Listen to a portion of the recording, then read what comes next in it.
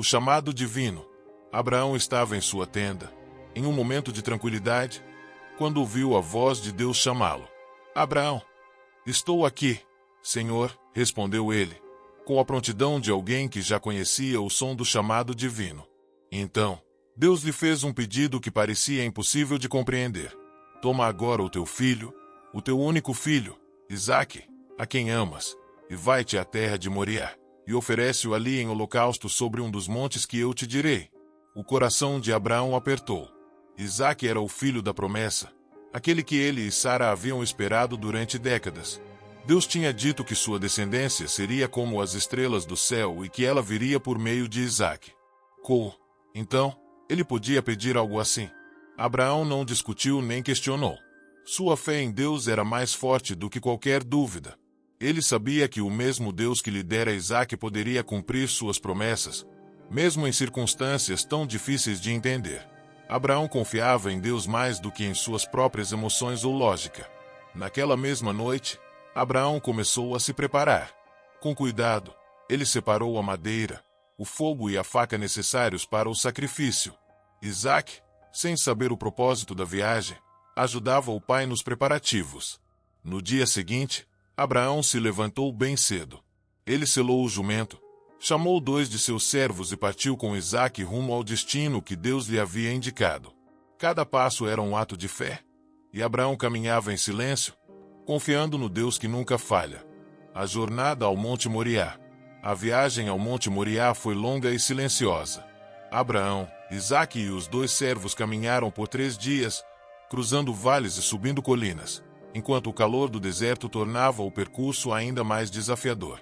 Abraão, imerso em seus pensamentos, refletia sobre a instrução divina.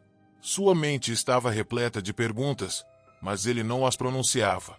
Ele sabia que Deus tinha um propósito maior, mesmo que ainda não fosse claro. No 3º dia, ao longe, Abraão avistou o monte que Deus havia indicado. Seu coração acelerou. O momento estava se aproximando. Ele parou e disse aos servos: Fiquem aqui com o jumento.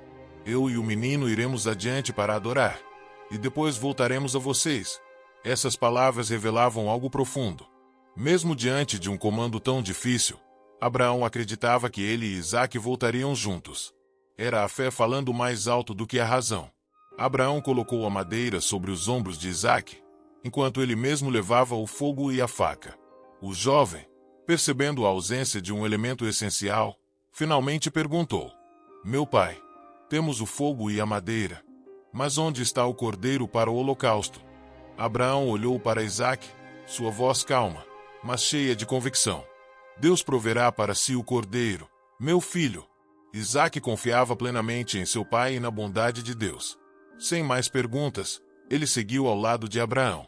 O silêncio voltou a reinar enquanto eles subiam o monte. Cada passo marcado pela tensão crescente e pela fé que sustentava Abraão em sua missão. Finalmente, eles chegaram ao local designado por Deus. Abraão sabia que o momento mais difícil de sua vida estava prestes a acontecer. O Monte da Provação. Ao chegar ao cume do monte, Abraão começou a trabalhar no altar.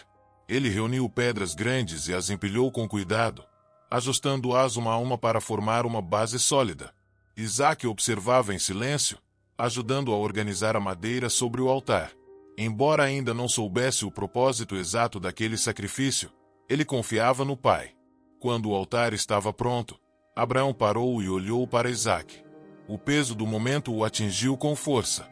Era seu filho, aquele por quem ele e Sara haviam esperado a vida inteira, agora diante dele como a oferta que Deus exigia. Mesmo assim, Abraão não hesitou. Ele chamou Isaque, que, surpreendentemente, não resistiu. Meu filho, Deus nos chamou para obedecer. Confie em mim, como confio no Senhor. Abraão explicou o que precisava fazer. Isaque, demonstrando uma fé que refletia a do pai, aceitou sua posição no plano divino. Com calma e reverência, Abraão amarrou as mãos e os pés de Isaque e o deitou sobre o altar. Lágrimas silenciosas escorriam pelo rosto de Abraão enquanto ele pegava a faca. No momento em que ergueu o braço, pronto para cumprir a ordem de Deus, uma voz ressoou no céu, clara e poderosa. Abraão! Abraão! Ele parou imediatamente e respondeu. Aqui estou. O anjo do Senhor continuou: Não estendas a tua mão contra o rapaz e não lhe faças nada. Agora sei que temes a Deus, visto que não me negaste o teu filho, o teu único filho. Abraão baixou a faca e respirou fundo, um misto de alívio e gratidão inundando seu coração. Ele sabia que Deus havia providenciado uma saída. A provisão de Deus. Abraão ergueu os olhos, ainda tomado pela emoção da intervenção divina, e avistou algo que antes não havia percebido: um carneiro preso pelos chifres em um arbusto próximo. Era como se estivesse ali o tempo todo, aguardando aquele momento exato. Com gratidão e reverência, Abraão se aproximou do carneiro. Ele desamarrou Isaque, que saiu do altar ileso, e juntos ofereceram o carneiro como sacrifício a Deus. O som do fogo consumindo o animal subiu aos céus, acompanhado pelas orações silenciosas de Abraão, agradecendo pela provisão e pela misericórdia divina. Abraão deu ao lugar o nome de O Senhor Proverá, Yahvé Jireh, declarando que naquele monte a provisão de Deus seria lembrada para sempre. Era um marco não apenas do livramento de Isaque, mas da fidelidade de Deus àqueles que confiam nele. Enquanto o sacrifício ardia, Abraão refletiu sobre o significado daquela experiência. Ele entendeu que o teste não era sobre perder seu filho, mas sobre confiar totalmente no plano de Deus, mesmo quando tudo parecia incompreensível. Deus não queria Isaque, ele queria o coração de Abraão, uma fé tão completa que nada fosse mais importante do que obedecer ao Senhor. Abraão olhou para Isaque, que estava ao seu lado, e sorriu. Apesar de tudo, seu filho estava ali com ele. Pai e filho partilharam um momento de profunda conexão, sabendo que haviam vivido algo extraordinário, um encontro direto com o propósito e a provisão de Deus. A recompensa da fé. Enquanto Abraão e Isaque ainda estavam no monte, o anjo do Senhor falou novamente. Sua voz ressoava com autoridade e alegria. Por mim mesmo jurei, diz o Senhor, que, porque fizeste isso e não me negaste o teu filho, o teu único filho, certamente te abençoarei e multiplicarei a tua descendência como as estrelas do céu e como a areia que está na praia do mar. E a tua descendência possuirá a porta dos seus inimigos. E por meio dela todas as nações da terra serão abençoadas, porque obedeceste à minha voz.